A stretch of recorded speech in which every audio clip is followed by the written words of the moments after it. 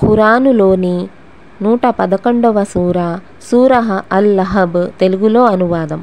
అనంత కరుణామయుడు అపార కృపాశీలుడు అయిన అల్లాహ్ పేరుతో ప్రారంభిస్తున్నాను. అబూ లహబ్ చేతులు విరిగిపోయాయి. భావం: ఇతడు మహాప్రవక్త ముహమ్మద్ సల్లల్లాహు అలైహి వసల్లం గారికి స్వయాన పినతండ్రి అవుతాడు.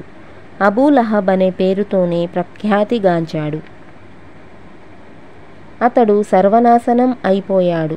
భావం: అంటే ఇస్లాం మార్గాన్ని నిరోధించటానికి చాలా ప్రయత్నం చేశాడు, కానీ విఫలుడయ్యాడు, పరాజయం పాలయ్యాడు.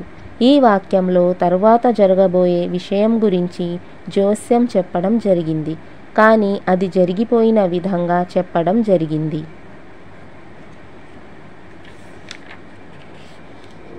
అతడి ఆస్తిపాస్తులు, అతడి సంపాదన అంతా దేనికి పనికి రాకుండా పోయింది. చివరికి అతడు తప్పకుండా భగభగా మండే అగ్నిలో పడవేయబడతాడు. అంతేకాదు, అతడితో పాటు అతడి భార్య కూడా అందులో పడవేయబడుతుంది. భావం: ఈ స్త్రీ పేరు ఉమ్మె జమీల్.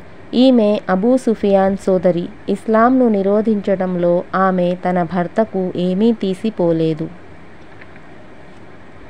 ఆమె చాడీలు చెబుతూ కలహాలు రేపే స్త్రీ. ఆమె మెడలో బాగా పేనిన ఒక త్రాడు ఉంటుంది.